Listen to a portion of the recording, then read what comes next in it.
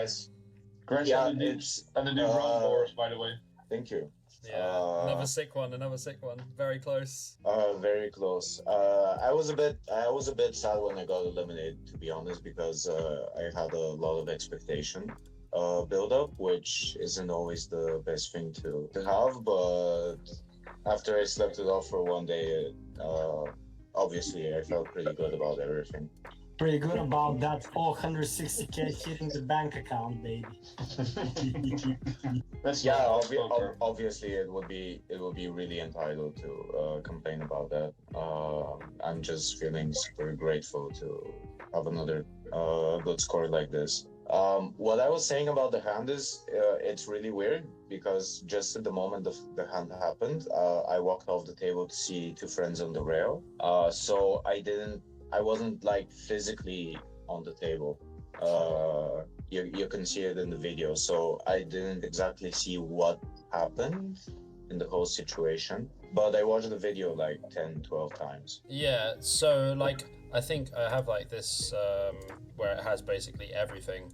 In the hand, you see you fold and walk away, but do you actually notice that when the hand is taking place that he's staring at him when he opens? Because like when you're you can even see it on the video. He glances in the direction of Jamil like twice or three times, and he also does these like weird movements with his body. Like almost during the whole tournament, he was pretty stoic with the way he handled himself. And at this point, he was doing all of these janky moves with the shoulders, and he felt like kind of uncomfortable and tried to look like nonchalant, drinking his tea after every Yeah, that stretch and yeah.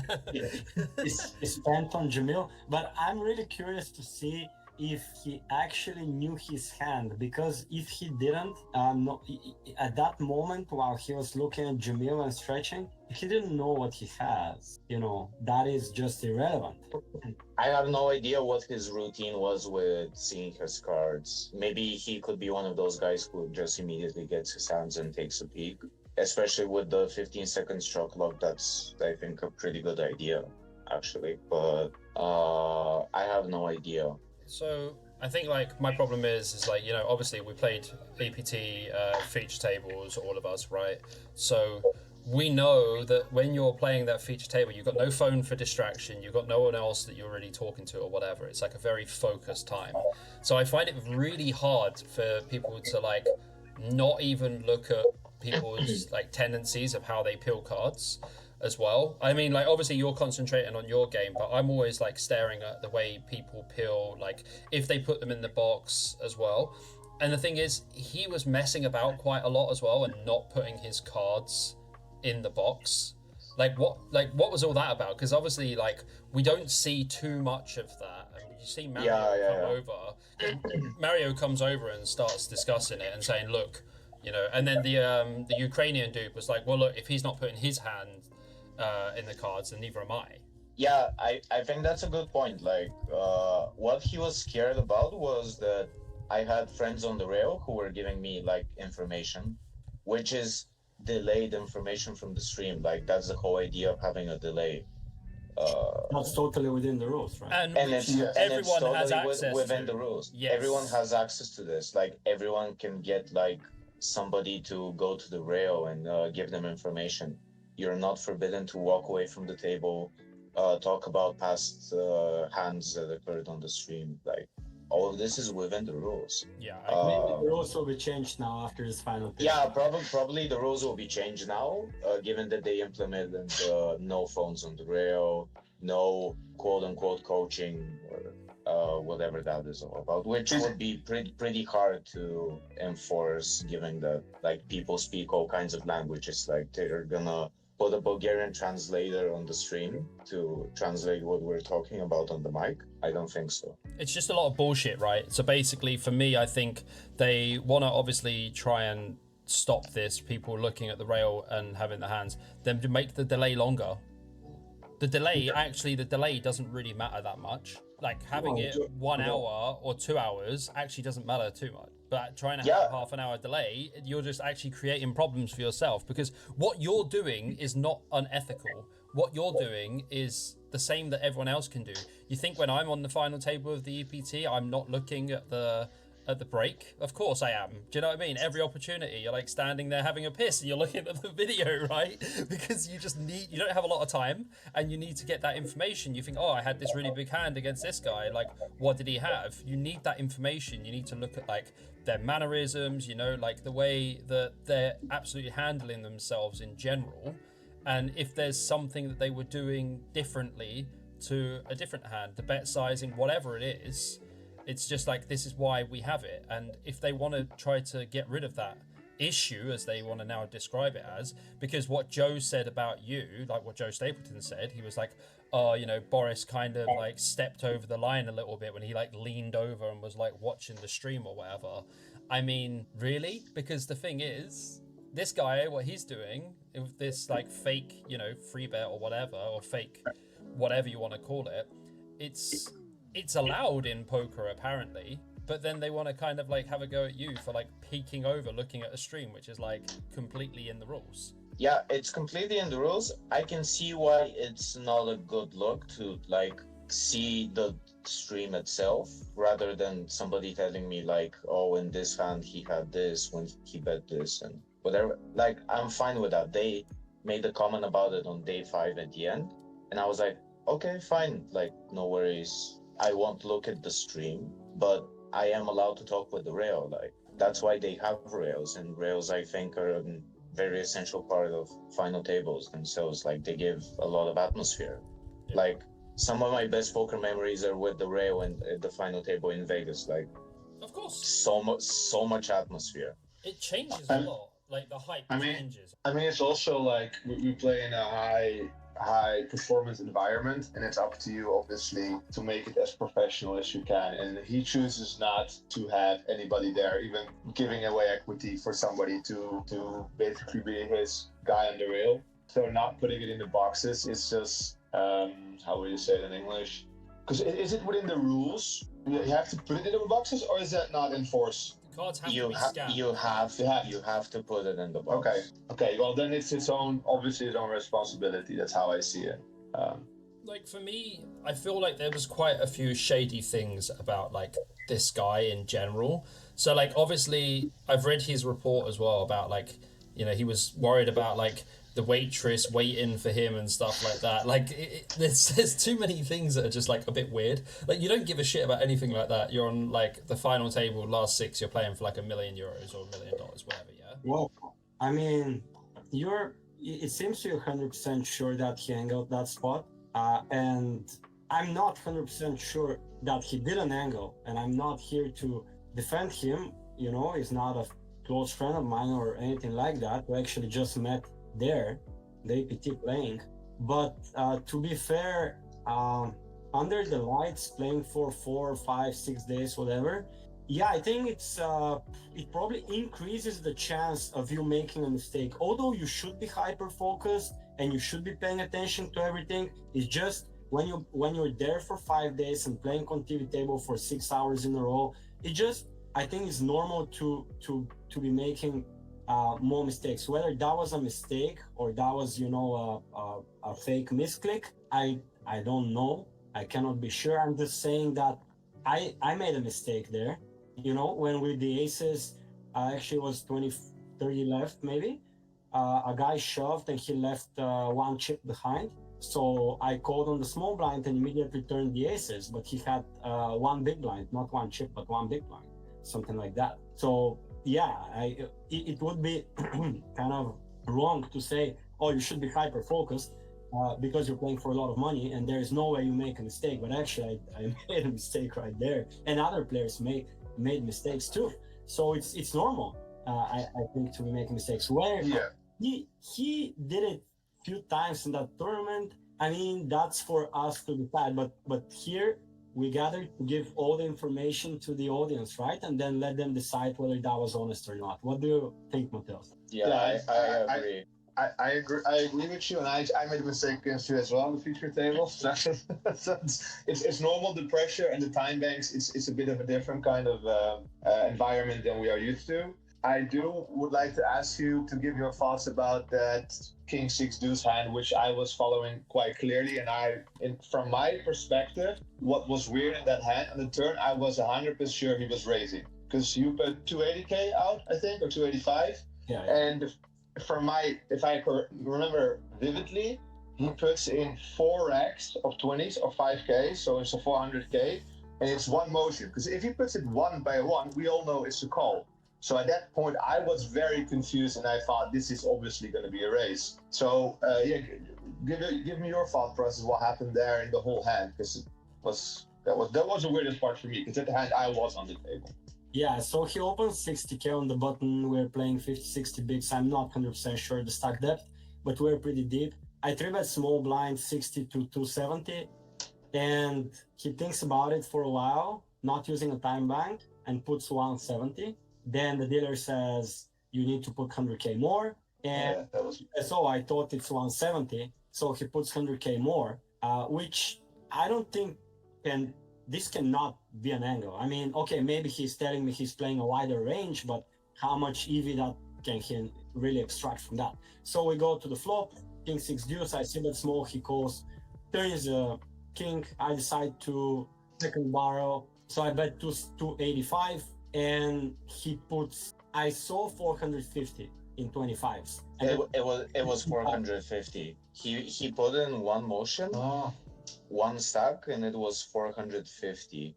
Then he pulled back 50. And he took back 2 green chips. So he slid in one motion 450k and pulls back 50k. So he leaves 400. That's true. And in both cases, it should be ruled as a raise because both are above. No, if it's 400, it shouldn't be because you bet 285, right? Yeah. So he should, if he puts in 425, it should be a raise. If he puts in 450, again, it should be one. But at 400, it could be ruled as a call. Yeah. And so the floor came and they ruled it as a call. But at that point, let's think about it. How can he angle me in that spot? Well, he's putting more chips, essentially saying, I have a king, or I have aces, or I have something that's not folding. So he says that with his motion, and then he just calls. So I think he could be doing that with a mediocre hand like ace-6, pocket 7, pocket 8s, whatever, to make me give up my bluffs. So he realized his equity, check back the river and win a showdown. But then the river comes another 6, so I check and he shoves, which makes sense only if he has a king, pretty much. Also, he made a comment when the floor came on the turn that he wanted to call.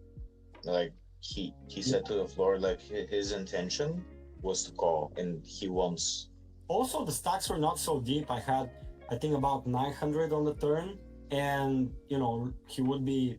If the raise was considered, correct, then that would have been almost half my stack or around half my stack. So at the end, I feel that he was not trying to angle in that spot because he just shoved the river, and it seems he had a king. After the end of the day, he told me he had a king. He had king 8 suited in that hand. I believe him. There is maybe 5% chance that that's not the case for some reason. But also, to be fair, I spoke to some Russian players from the high stakes that know Shevliakov for many years, and they said his reputation is absolutely spotless for at least 10 years. And he used to play 10k no limit cash games. He's playing kind of big tournaments.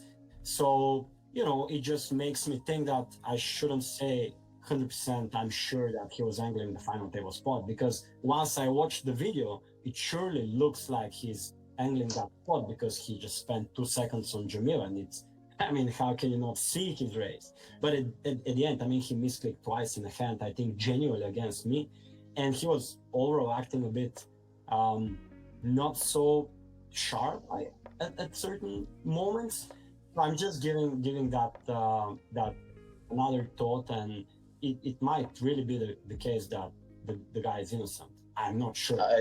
I also spoke with Alexandr, and he said that he would never expect something like this from him, and that he was genuinely shocked. Yeah.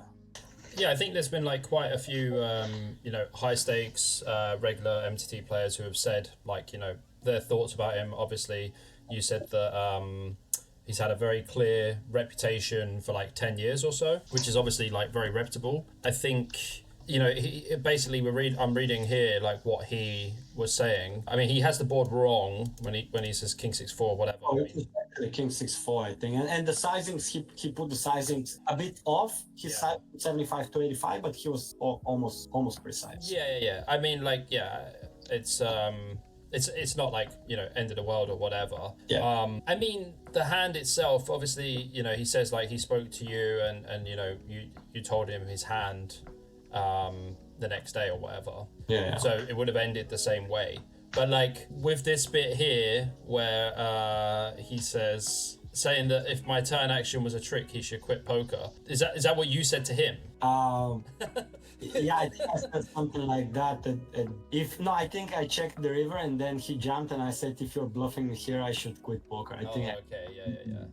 Because something similar you said. very unlikely, to be bluffing after all of that. That makes I sense. made like 450k half my stack on the turn, King 6-4, King, Rainbow, and then bluffing the river. What is he bluffing the river with?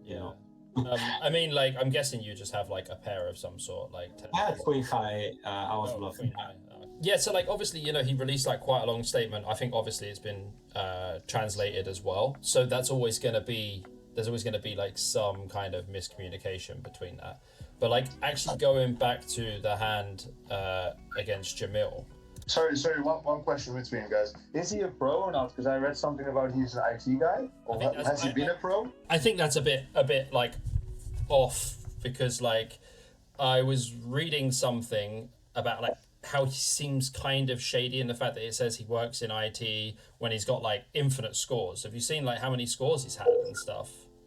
Like, I have no idea about his scores, but I played quite a bit of online cash with him. Maybe like he plays 10k an L, right? Like he didn't play so high back then. It was like 5-6 years ago. We were playing a lot of the Zoom 500 games, 1k on stars, maybe some like 2k.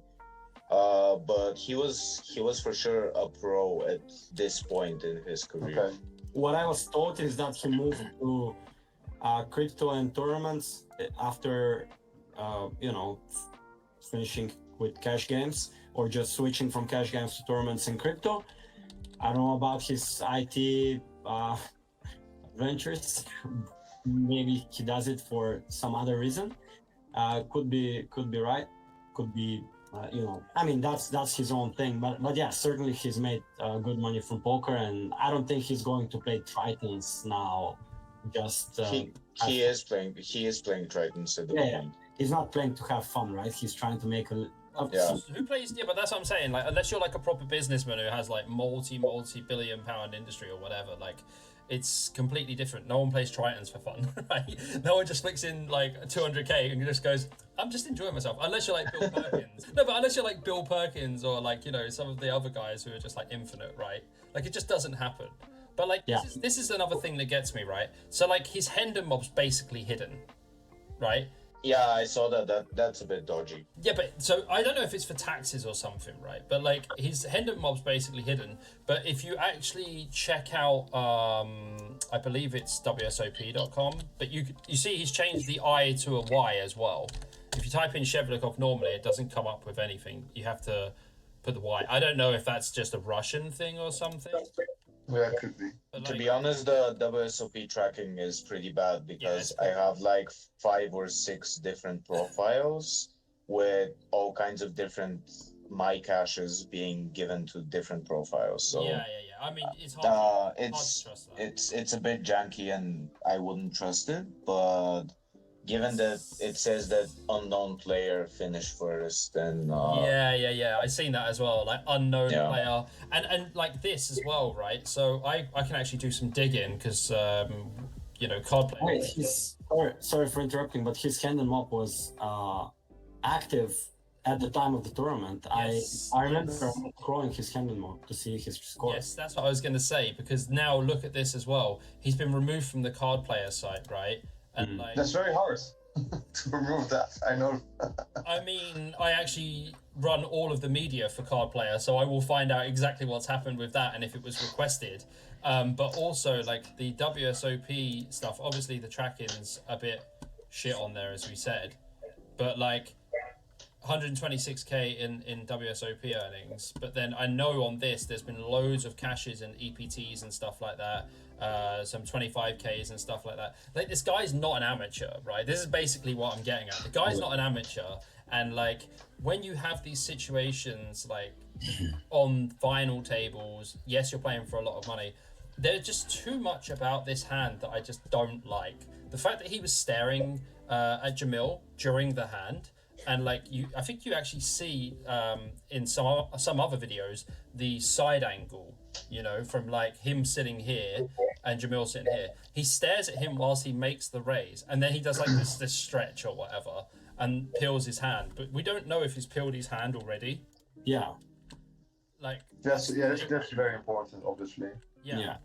But like, we just don't know if he's peeled his hand already. But like, look, he's staring at him now. Like, we know that Jamil's sitting right there. We know he's sitting there, right? But he's literally looking at him. Boris, whilst you're looking at your hand, yeah, his eyes are staring at Jamil, right? Yeah, that's straight at the raise, and it's not just a glance. Like, you can see this is like half a second of like continuous watching. Look at his eyes down though as well, right? Look, his eyes are actually peering down. Like, you know, when you look at a raise, yeah, you don't look at the person, you look at the felt. Yeah. Look at the person and the felt, right? Because if I see someone raises, and I often think this as well, you're way more conscious of the action that's taking place if you have a good hand as well. Like, if you've peeled your hand quickly, you haven't put it in the box or whatever, but you peeled your hand and you're looking at the action, like, he looks very interested in what's going on.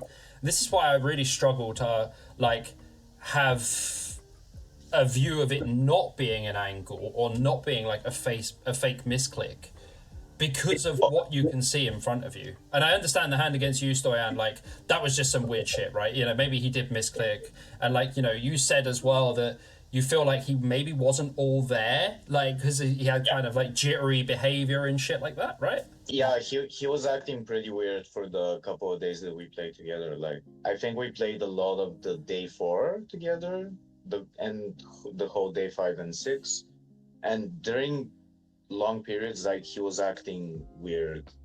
Like, it wasn't like he wasn't paying attention, but it was like just he was like on like mushrooms or something. I wouldn't say that he was on mushrooms, but he wasn't completely present. Sure.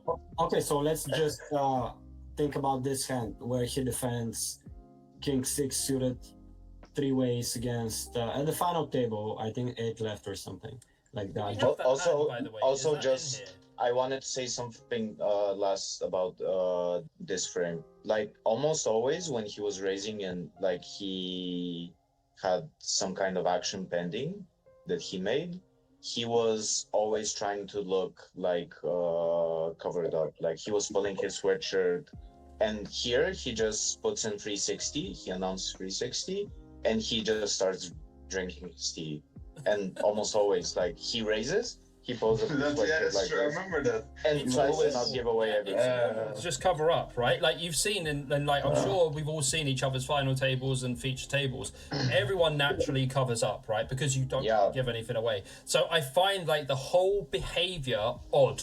I find it so odd, because that's just not normal. Like, he's like, oh, well, I took a sip of my tea. Like, mate, I wouldn't be drinking because I don't want to give away anything, right? I don't want to have like any tells at all. I want to be stoic.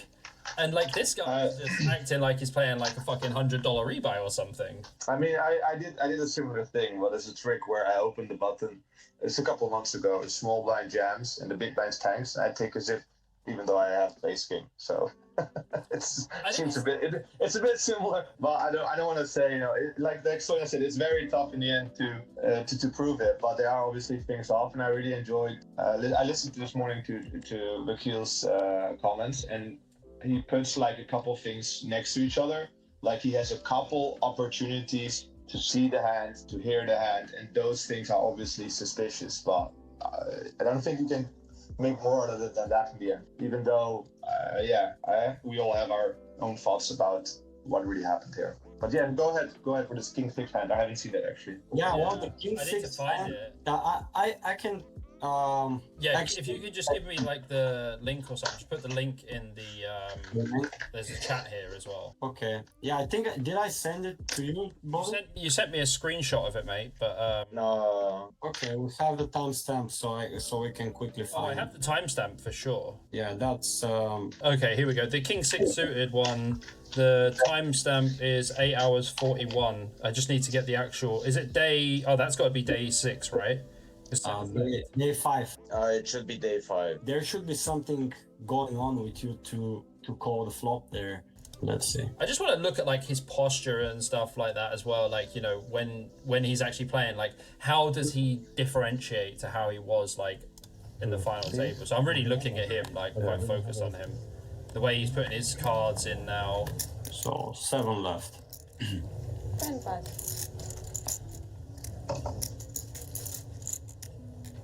Slightly better than King Jack. We got King Queen now. Got it, you know, messed everything up from here on out. So really, this might have been kings. If that ace king was, you know what I mean? Oh. Caprill ace with Queen Jack. Suited. 7 5. Thank you. Very disciplined. Maria, I'm pretty sure I don't have to tell you this, but just in case, you know it's Mother's Day on Sunday, right? And got all kinds of flowers. Okay, this is the hand. It's interesting flop. I didn't expect this board to see something weird happening. All right. How does anything weird happen on this board? What the fuck is gonna go on here? Okay. All right. Check it out. I mean, I don't know. It could be just a genuine mistake that he didn't know that he can fold, but still, it was kind of weird because the sizing was pretty big.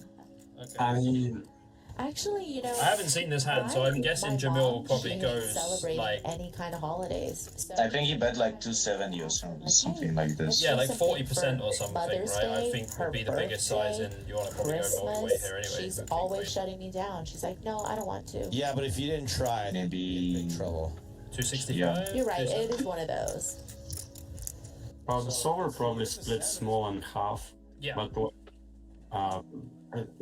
versus any size, versus +1 in a 3-way pot. What is King 6 no backdoor worth here? I mean, maybe you can feel like 20%, just because on a king, maybe he thinks that if he hits the king, that he's gonna get barreled on and No, maybe he can win a big pot. in cheap EV, and now we're making it a thing at the final table. I don't know, man. It's just so far from a player that plays at this level and is supposedly so good to be calling King 6 here. Like, what do you expect against early position c-betting 3-way here? Oh, man's covering himself. No, I agree. Yeah, I mean, like King 6 is just like, apart from like even the ICM implications, it's just like, what are you trying to think about doing something on later streets because you cover the guy? Like, Wakil's gonna have like infinite better hands, and King 6 is just a really terrible hand to continue with. I mean, is there? Does he double check his hand on the turn? Because I guess Wakil double barrels or something. Yeah. And then if he double checks, and he might have think he had King 7. Far-fetched though, very far-fetched. Ability, sure. So don't get me wrong. I'm not pointing to this hand to say that Shevliakov is a bad player. On the opposite, I think he's too good of a player. Yeah. Agreed. Yeah, agree. Therefore, it seems like there was something going on with him that, you know, means he was not in a good condition. Maybe the stress, the pressure, the anxiety, something that we don't know. Okay, could be the shrooms, who knows? But yeah, shrooms probably don't make calls. Yeah, maybe acid or something. That's probably more like that's where you make more mistakes. Yeah. Also, because the hand finishes here, he's gonna fold here. Also, a few hands ago, he 3-bet Boris 9-5 off. Oh, yeah, you said about that. Just Yeah, that was a spicy one. few hands ago. And actually, I looked at the footage. I don't think he has a live read on you, Boris, there, because you'll see it's Do you know what timestamp it is? Boris is hijack, so Shevliakov is cut off. So probably 8 hours 30 minutes, I think, or Oh, 25. oh, you're too good. This one. So, yeah, I don't know if I can have any live read on you here. You're just covered up, looking at him. Raise your hand. I mean, what the fuck is he thinking about here? Like, I don't really understand. Like, I mean, obviously you would just never choose this hand to 3-bet ever. But Yeah. also, like, Boris, I wouldn't say like you're gonna be insanely loose with 7 left in this spot, right? Like you're gonna have a pretty decent range even from hijack. Like, you know, as a standard like hijack range, you're probably gonna be a little bit. Yeah, maybe I'm gonna open a little looser just because I think the Italian guy was big blind here in this scenario. But still, I think you can find a better spot than 3-bet the 9-5 off. But also the Ukrainian killer is behind you, so. Yeah, also the Ukrainian killer is on the button, and you never know what he's gonna do. So just fuck this. I don't really understand. Like, Oh, this is wow. just such a weird 3-bet. Like, But Boris, you told me he had a live read on you. No, I was joking because I have queens. Like, Yeah, but what you say, Stoyan, here is quite true. That if you see stuff like this, then it leans again more to him making some random plays. Even though if I hear Boris's background, it's just weird if he played Zoom 500 and everything. But I he don't played know. 5,100. He played 10K, no Really? battling regs, and he was doing well in cash games, high stakes overall. Yeah, so he's a player that, you know, cash game players, if they go wide, they'll go 2 pips wide. This is 480 pips wide. Then well, you should 3-bet in that spot. and I mean, from the way we were talking and we were interacting, like he sounded like a guy who like has respect for my game and Yeah. just didn't seem like the type that would just randomly go after me, Yeah. given what he 100%. spoke about. 100%. So this just, I mean, even my guys on the rail asked the TV guys, like, what's Were the chance of, were the cards right? yeah, were the cards right? Because it Yeah. just doesn't make sense. Yeah. And then Yeah. the thing is, like, EPT really rarely get cards wrong. Like, they have the best RFID tables and cards. Like, Yeah, actually, Yeah, they never get it wrong. The Yeah. TV guys said that Yeah. there's a higher chance of plane falls from the sky than the cards being misread. Well, they have they use the most expensive RFID cards. That's why they're about £250 a deck. That's why they're very careful with the cards, and the tables are insanely expensive as well. But like, you know, they have the best technology, and yeah, I don't think they've ever got the whole cards wrong. I don't think I've ever seen the whole cards wrong once on. Yeah, never. And I've seen almost every final table for the last 4 or 5 years. Like, I've never seen any mistake from the production point of view. Yeah, they literally said it's not gonna show anything if there's something wrong, and it's not gonna show random cards. Also, the 9-5 off is 15 minutes or 10 minutes before the King 6 suited. It makes me think that both hands just happened the way they were shown in the video. Yeah, I just think this is just very odd. Like, you would just never choose this hand. Like, it doesn't matter if you've got a live read on someone. You would just never use this hand anyway. Like, ever. Yeah, especially in these positions, right? Yeah, of course. Like, it's really obscure to see when things like this happen. I actually get quite concerned when I see things like this happen. But at the same time, it's like, if I'm worrying about certain things, like, what am I worrying about? Like, he can see my hand. I've got queens. Like, I'm quite happy, right? So, you know, what does he even think here? Like, what? Like, does he just think he has a read on you or something? Like, is that it? I don't know. That's like the only kind of plausible explanation you can give for it. I mean, like, Yeah. it's not even. Yeah, like you said, 480 pips too wide is about right. And also, like, with Wow, hands man. which are actually free bets and would be good candidates, and it was a good spot to take them. Like, against me, he was pretty snug about it. I remember like Ace I open cutoff, he folds a6 suited on the button. Like this is a 100% VPIP hand. Yeah, Like, yeah. it's not like, oh, you can either free bet or fold. No, you can call. Like you have to do something with this. Yeah, I mean, like, don't get me wrong, there is some adjustments that you can make, right? Like, being feature table and, you know, you can make some adjustments, but, like, that's not one of them. Yeah, that's not one of them. Like, you can choose anything else, but just outright folding the hand is a clear mistake. So, like, yeah, go on. So other than these two hands, everything seemed within reason. What he did, what you guys saw on the final table. Yes, I didn't see anything that was weird that would raise any suspicion. Like, Apart from I the didn't- scanning of the whole card. yeah, the call cards as well. Like, also these kind of issues, I think it's good to just talk them right out. Like, we had 30 minutes to prepare before the table started, so he could have talked with the floor about this before we started playing. But he wanted to make a scene out of everything. I didn't like. Create controversy, basically chaos, or how you really Yeah. call it.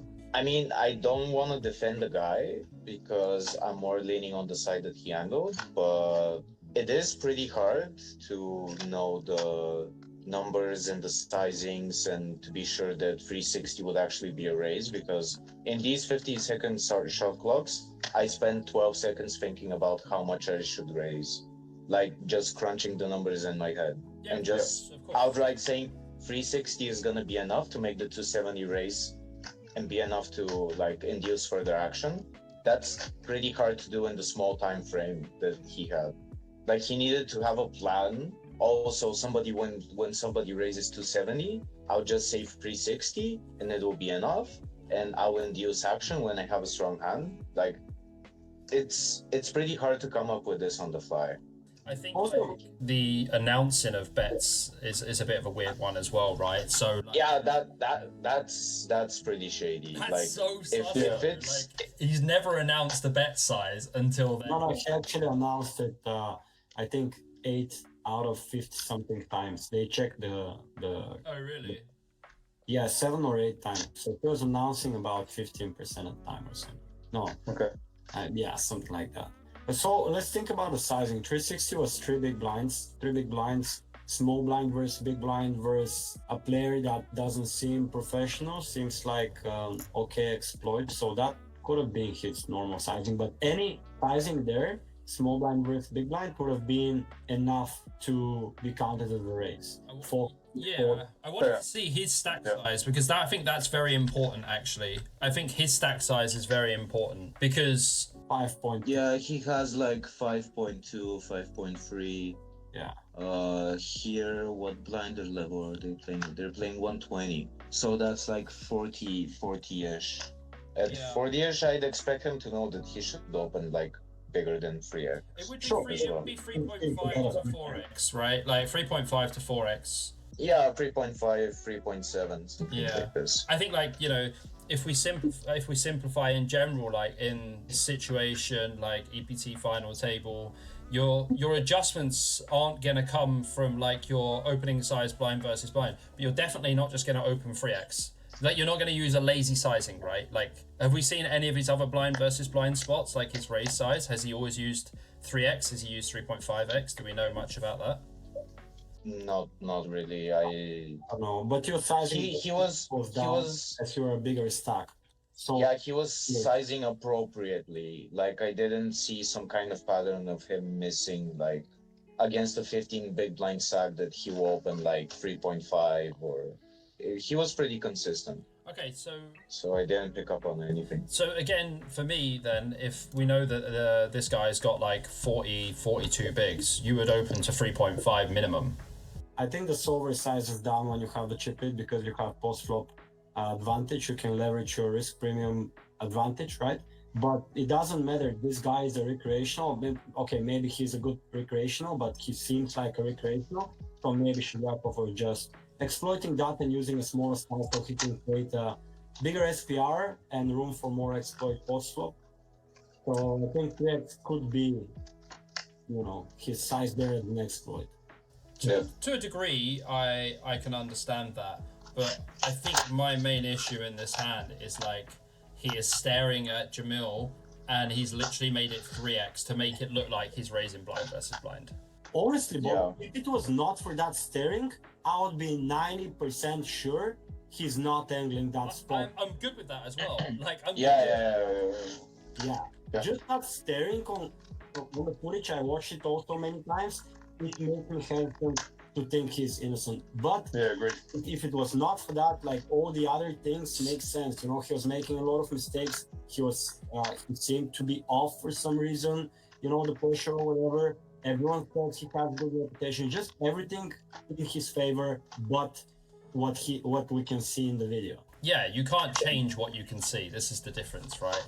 Like, you cannot change this. The fact is, we see he's probably already looked at his hand, right? Because his cards are in the box. I don't know. And this is my issue. Is like his cards are in the box, and he looks away, and then he's looking at the raise. That is my look. I know that I come across like I'm like, oh, this guy's definitely angled, right? And I've posted in quite a few places. Like, I genuinely believe he's angled, and it's because I've looked at like the kind of, you know, psychological side of it, like where he's looking, and like he looks razor focused, right? He looks razor focused here, where he's staring at the raise. He's not staring at your hand, Boris. Right, he's staring at the raise. He's looking at the raise, like in that particular direction. Like, there's no way you could even deny that, right? Because of where his eyes are. What else? What you could do is also check the footage on how he acts in different kind of pre-flop situation. If he immediately puts them in the box before checking, like I have a pattern where I immediately check my cards. So you can look that up if you want, Bobby, and then maybe know then how he does it. What is basically his pattern is. Yeah, I mean, that's one thing you can do. You can just have a look to see if there's like any hands in particular pre-flop. Oh, I see he opened king 4 of UTG, but that's probably hijack.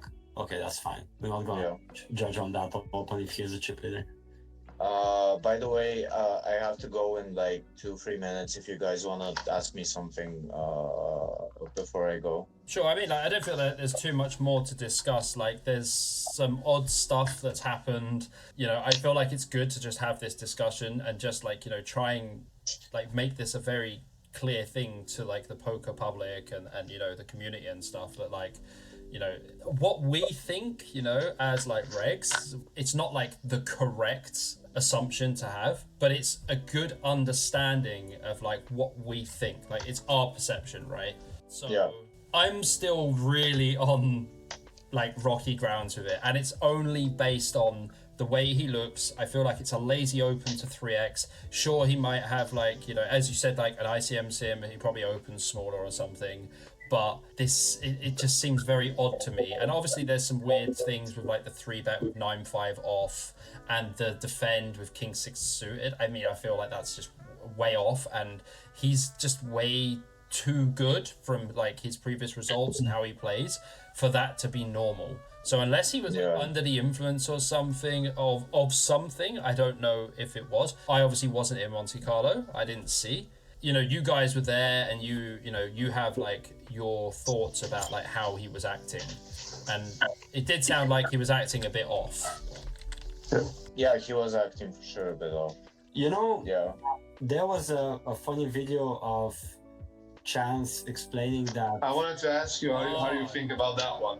About the balancing your misclicks. Yeah, that's a fun one. So if you're making misclicks, your opponent, in that case Jamil, he should take the highest EV decision, or in other words, he should jam the queen 6 if he has high confidence that was a genuine misclick. And Chance is basically saying, if you're gonna misclick over the course of your career, then you have to put in some fake misclicks to balance your misclick range with some strong hands, in theory, right? But if you ask me, I think, this is in the root of the game. You deceive the other person with a fake misclick, saying that was a fake misclick. I'm not convinced it was, but let's say it was. This is within the rules of the game. You lied to him in a game that actually... in a game of deception. in a game of deception, you lied and you made money this way. So this is technically within the rules. But if you ask me about my opinion, I think I'm in favor of Rogers Federer way, like being absolutely ethical and honest and winning and losing in grace. Doesn't Agreed. the I result. agree with you. This is your example, and this is what you leave behind. And other players that look up to you, they will be acting this way, and you're doing good for poker if you're honest and ethical in all that you do. That's my opinion about it. Yeah, I absolutely agree with you, and the fact that look, we are in an environment where we do a lot of gentlemen's agreements with swaps and whatever or not, and I think that's the beauty of this game as well, and keeping the integrity high. So as well to the recreationals as well. So I absolutely agree with you that we should not be like, all right, let's balance this one misclick. It's like the highest EV spot should not always be the number one reason to do whatever we should do. Promoting it as like a thing is just not good. Like, no. I think it's scummy, obviously, but there was something very interesting I was listening to when they were talking about Negreanu talking about things like this, right? And he was saying like they were saying that Negreanu had made a few like, oh, I didn't mean to make it that much when he had Ace King. Like years ago, I understand that like I don't think it's okay either. I still think it's grim, but like it was in more of a way like we knew that it could be like a fake misclick, right? But like what we see from Shevliakov is like it just doesn't look like a fake misclick. It looks like an angle, really, like with the visuals. But if you looked at the hand in any other way and you didn't have the visuals and you just heard about it, you could be like, oh yeah, the guy fucked up. You know, like that happens, and we all make mistakes. It's a high pressure environment. Yeah, I 100% agree with that. I'm gonna leave you guys. Sorry. No worries, cheers, mate. No worries. I'll see you guys in Vegas. Take care. Yeah. See you guys. All right, guys. I have to go as well. Yeah, it was a pleasure. See you guys in Vegas. Yeah, see you in Vegas, man. Thanks, guys. Take care. Yeah. Good luck online. All right. See you. Line.